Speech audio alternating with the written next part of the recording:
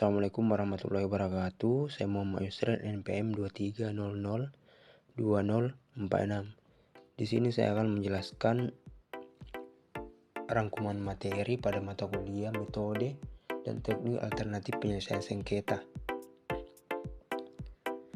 Metode dan teknik alternatif penyelesaian sengketa adalah cara-cara yang dapat ditempuh untuk menyelesaikan perselisihan atau konflik antara pihak yang bersengketa tanpa melalui proses pengadilan atau proses penyelesaian sengketa di luar pengadilan. Undang-undang yang mengatur tentang alternatif penyelesaian sengketa yaitu Undang-Undang Nomor 30 Tahun 1999 tentang arbitrase dan alternatif penyelesaian sengketa. Lalu beberapa metode dan alternatif penyelesaian sengketa yang umum digunakan adalah 1. Negosiasi. Negosiasi merupakan proses perundingan secara langsung antara para pihak yang bersengketa untuk mencapai kesepakatan bersama. Dalam negosiasi, tidak ada pihak ketiga yang terlibat, dan para pihak memiliki kontrol penuh atas proses dan hasil penyelesaian sengketa. Pada umumnya, proses negosiasi dilakukan secara tatap muka. Negosiasi memungkinkan para pihak untuk menyampaikan kepentingan dan kebutuhan masing-masing serta mencari solusi kreatif yang dapat mengakomodasi kepentingan para pihak. Negosiasi juga memberikan fleksibilitas bagi para pihak untuk menemukan solusi yang sesuai dengan situasi mereka.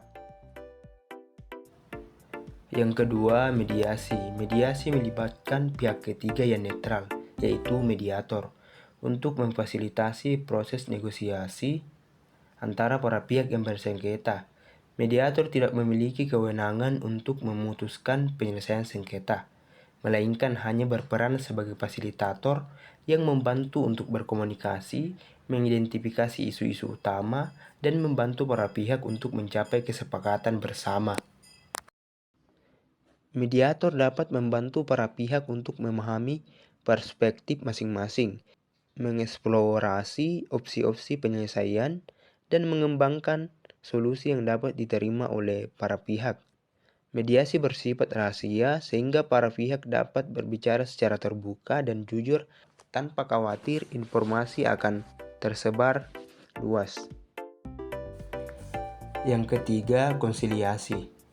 Konsiliasi mirip dengan mediasi, tetapi dalam konsiliasi pihak ketiga atau konsiliator memiliki peran yang lebih aktif dalam memberikan saran dan rekomendasi untuk menyelesaikan sengketa. Konsiliator dapat mengajukan proposal penyelesaian yang tidak mengikat para pihak, tetapi dapat menjadi dasar untuk negosiasi lebih lanjut. Konsiliator biasanya memiliki keahlian atau pengetahuan khusus terkait dengan masalah yang disengketakan, sehingga dapat memberikan masukan yang lebih substantif kepada para pihak. Konsiliasi sering digunakan dalam sengketa yang melibatkan masalah teknis atau masalah yang memerlukan keahlian khusus. Lalu yang keempat yaitu arbitrase. Arbitrase adalah proses penyelesaian sengketa di luar pengadilan, di mana para pihak sepakat untuk menyerahkan perselisihan mereka kepada arbiter atau wasit, yang akan memutuskan penyelesaian yang mengikat bagi para pihak. Arbiter biasanya adalah individu atau panel yang memiliki keahlian khusus dalam bidang yang terkait dengan sengketa tersebut. Dalam arbitrase, para pihak menyajikan bukti dan argumen mereka kepada arbiter, yang kemudian akan membuat putusan final yang mengikat para pihak. Proses arbitrase dapat bersifat lebih formal atau kurang formal, tergantung pada kesepakatan para pihak dan aturan arbitrase yang digunakan. Keuntungan arbitrase adalah proses yang lebih cepat dan biaya yang lebih terjangkau dibandingkan dengan proses peradilan formal. Arbitrase juga memberikan kerahasiaan yang lebih besar dibandingkan dengan peradilan terbuka.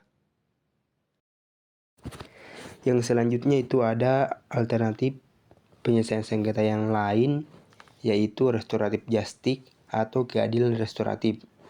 Keadilan restoratif merupakan sebuah pendekatan dalam sistem peradilan yang berfokus pada pemulihan hubungan dan perbaikan kerusakan yang timbul dari tindak pidana.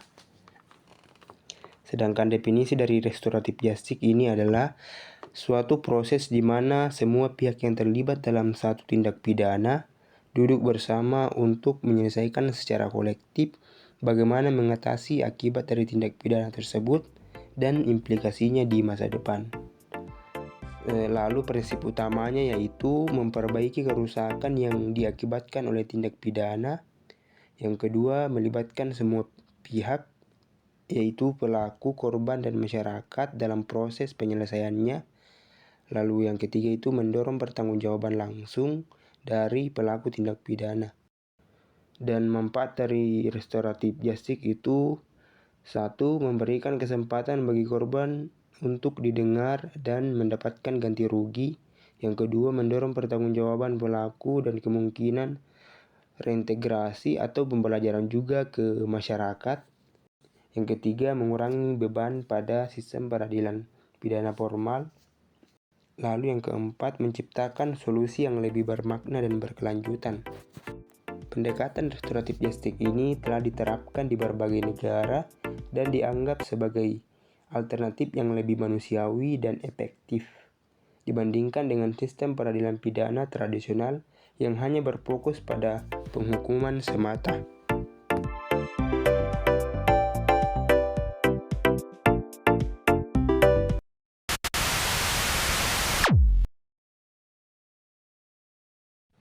Analisis terhadap pasal 54, pasal 60, dan pasal 70 yang perlu diperhatikan terkait dengan konsistensi dan kesesuaian dengan pasal-pasal lainnya.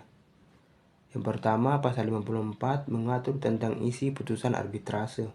Sedangkan pasal 60 menyatakan bahwa putusan arbitrase bersifat final dan mengikat para pihak. Kedua pasal ini tidak bertentangan dan saling mendukung dalam menegaskan kekuatan putusan arbitrase. Lalu yang kedua, pasal 70. Pasal 70 memberikan kemungkinan untuk mengajukan permohonan pembatalan putusan arbitrase dengan alasan tertentu, seperti ditemukannya dokumen palsu atau tipu muslihat dalam proses pemeriksaan sengketa. Secara prinsip, pasal 70 ini dapat dianggap bertentangan dengan pasal 60 yang menyatakan bahwa putusan arbitrase bersifat final dan mengikat.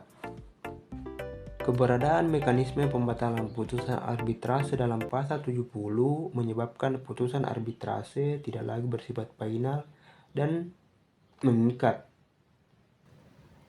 Meskipun putusan arbitrase mengikat para pihak, namun masih dapat dibatalkan oleh pengadilan negeri. Mekanisme pembatalan juga menghilangkan kelebihan utama dari arbitrase tersebut, seperti kecepatan dan kerahasiaan. Putusan dapat tertunda hingga 90 hari untuk proses pembatalan di pengadilan, sehingga menghilangkan kecepatan dari proses yang bisa dilalui di arbitrase. Pemeriksaan pembatalan di pengadilan yang terbuka untuk umum juga menghilangkan kerahasiaan. Selanjutnya, dengan adanya intervensi dari pengadilan dalam pembatalan putusan, arbitrase tidak lagi sepenuhnya menjadi mekanisme penyelesaian sengketa di luar pengadilan atau non-litigasi. Masih terdapat campur tangan badan peradilan dalam proses arbitrase. Dengan demikian, eksistensi pembatalan putusan arbitrase dalam pasal 70 bertentangan dengan arbitrase sebagai alternatif penyelesaian sengketa di luar pengadilan yang bersifat final, cepat, dan rahasia sebagaimana yang diidealkan dalam pasal 60. Selanjutnya, dalam pasal 54 itu sangat prosedural, sehingga itu bisa menghambat para pihak untuk membuat putusan. Dan juga dikatakan dalam pasal tersebut, pertimbangan dan kesimpulan arbiter atau majelis arbiter mengenai keseluruhan sengketa. Ini akan memungkinkan adanya pertimbangan dari arbiter yang berpihak kepada salah satu pihak. Sehingga seharusnya pembuat undang-undang perlu merumuskan dengan hati-hati batasan dan parameter yang jelas dalam pasal-pasal agar tidak adanya pasal-pasal yang bertentangan dalam satu undang-undang. Undang-Undang Nomor 30 Tahun 1999 yang mengatur tentang arbitrase dan alternatif penyelesaian sengketa di luar pengadilan, peran pengadilan negeri tetap diberlakukan dalam batas-batas tertentu, namun perlu diupayakan agar keterlibatan pengadilan tidak berlebihan sehingga tidak menghilangkan esensi dan keunggulan dari mekanisme alternatif penyelesaian sengketa di luar pengadilan.